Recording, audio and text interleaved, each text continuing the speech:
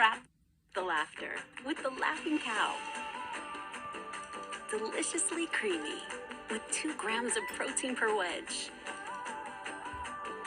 The Laughing Cow, because it's better to laugh.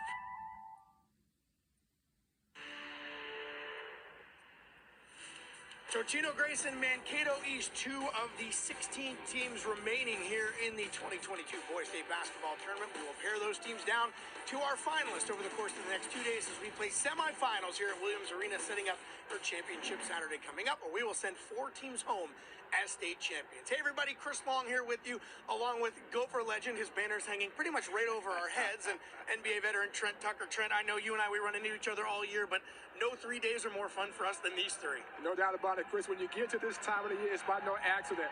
All the hard work that these young men have put in during the offseason has given them a chance now to win a state championship. Totino Grace, the 1 seed, they got to the state tournament by knocking off state-ranked #1 Columbia Heights. They were unbeaten. This Totino Grace team has 5 starters that average double digits. They are a fantastically talented basketball team. And Chris, at this time of year, you always rely on your veterans. When you have guys who have been here before, they know how to get the job done. Tyson Chapman, Demarion Watson, and Johnny Lee, maybe the best 1-2-3 punch in any class in the state. On the other side, Mankato East. They had a fantastic state quarterfinal, knocked off Mountain West Tonka. BJ Omot put on a show, 25 points, 11 rebounds, and 5 steals. They are a very strong defensive squad as well. You know, you talk about BJ, he's good on the inside and on the outside. It's a team that can put points on the board, so look for them to have a high-octane offensive game. The ball, Chapman will bring it up and push it up in a hurry, and then look and give that alley-oop underneath, and that ball is going to go in, and that's off the mat. Don't teach that height, Dave. This type of arm length coming at your shot.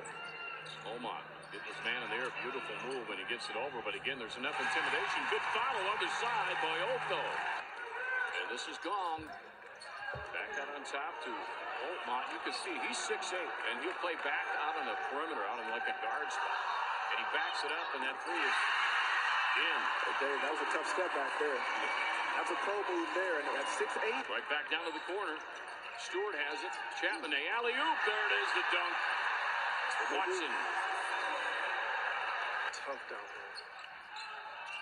And from a long ways away, this is one of the reasons his coach will tell you he thinks he's one of the better junior guards in the country. He definitely is, and that's what the team needed. That trap goal, will we see a lot of that? I've never seen him do that. Oh my, there's that step back 3 you were talking about. Omot. Omot is tough.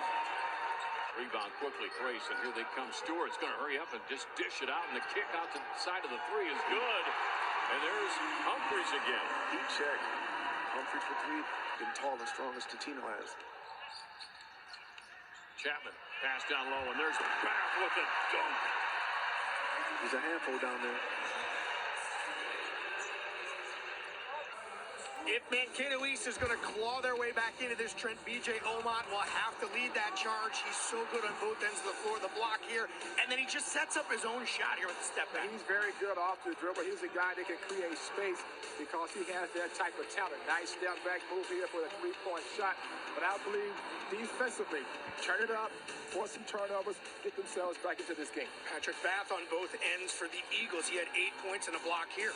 We talk about the extra defender coming over. You know, Totino Grace did a very good job defensively, coming down, showing great patience on the offensive end to seek out the good shots. Tommy Humphreys outside shooting. He hit 3 threes, and then Tyson Chapman the vision. And also, you know, when the defense comes up to take one thing away, the guys have great vision, like you mentioned, to find the open man. The tournament stats are brought to you by Everlight Solar. Save money, save the planet. Start with solar. Field goals obvious. 4 for 26 shooting for Mankato East, but it's those last 3, the rebounds, the blocks, and just so strong down low for Totino Grace. That's total domination. Second half coming up. One of these teams is going to play in the finals for the first time. We're going to find out who next. Open shot that like they just had a few minutes ago. See how There he's at it. There's a shot. he's got to do that. You can't let him. Hudson's a heck of a defender. He didn't touch him with his hands. That was all body. Bath again. What a spin. What a spin. What a move. That's great footwork there. Yeah, it just seems so basic, but not everybody does it like that. Oh, that was very nice. It's a frustrating feeling dealing with this type of win. Jalen Hayes with the bucket. Oh, Bath is alone underneath, and guess who's song? Chapman just dishes it so beautifully on the top. Defense is just relentless. Stewart all the way underneath and up and in. Strong to the hoop. That was amazing. Well, it's just that there's not a guy on the team that you can leave alone. Here comes Bath down in a hurry, puts it up, in. He's going to draw a foul. It's impressive. Bath is really impressive today.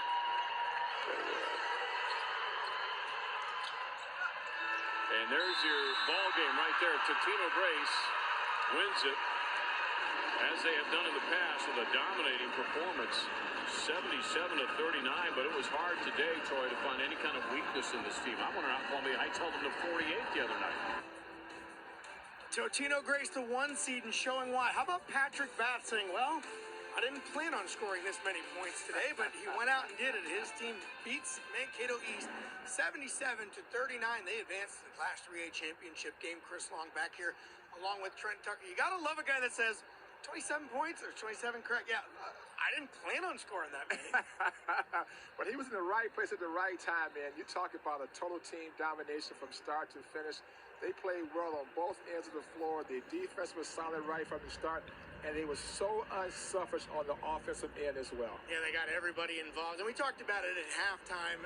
Mankato East just came out, and they had trouble shooting. It didn't get much better in the second half. That's just frustrating when your shot's not going, because when you're down that many, you're going to have to shoot your way back into the game. You know, Kristen, you can't force turnovers to get some easy baskets. Now you have to come down and face the set defense every single time. That's tough for any offense to do. Well, and as Dave Lee and Troy Bell were saying, you saw the depth for Totino Grace. It wasn't just their big players, even their starters. They were kind of coming at it from all angles. But Johnny Lee really set the tone in this one. The dunk there, then you're going to see a block. Love his game, Trent. You talk about unselfishness on the offensive end, but also they were very unselfish on the defensive end. They came over and took away penetration with the rotation. And look at nice give and go for the slam dunk. And then off the bench, Stewart's going to come in, and he gets a second chance bucket. I mean, he stopped one guy, he stopped 3 guys. Here comes number 6. Well, offensive rebounding was key for them today. And also they ran the floor very well to get some easy baskets in transition. Total control from start to finish. There's Patrick Bath, a presence down low. He shot 12 for 18. Also hit some key threes on his way to those unexpected, his words, not ours, 27 points. The tournament stats brought to you by Everlight Solar. Save money, save the planet. Start with solar any way you cut it. A dominant performance by the top seed Eagles. 50 points in the paint, 52 rebounds, 7 blocks, like you said, total domination right from the start. So Totino Grace had a tough road. Their section final even, they were playing a number 1 and unbeaten Columbia Heights team. They handled them. They get through Hermantown easily in the quarterfinals, and now they breeze in the semifinals. Well, they look like they're on track for what would be that first ever state championship victory. They're going to play either Princeton or De La Salle. We will figure out which of those two will advance to the championship game coming up next. Any final thought as we look ahead to Totino's, their prospects to maybe win that first championship? It's a nice, well-balanced team. They're very well coached, and these guys stick to the game plan also. All right, we're going to take a short break here, get checked in with the newsroom, but we will back shortly with the second Class 3A semifinal. Princeton and De La Salle coming up next right here on 45 TV.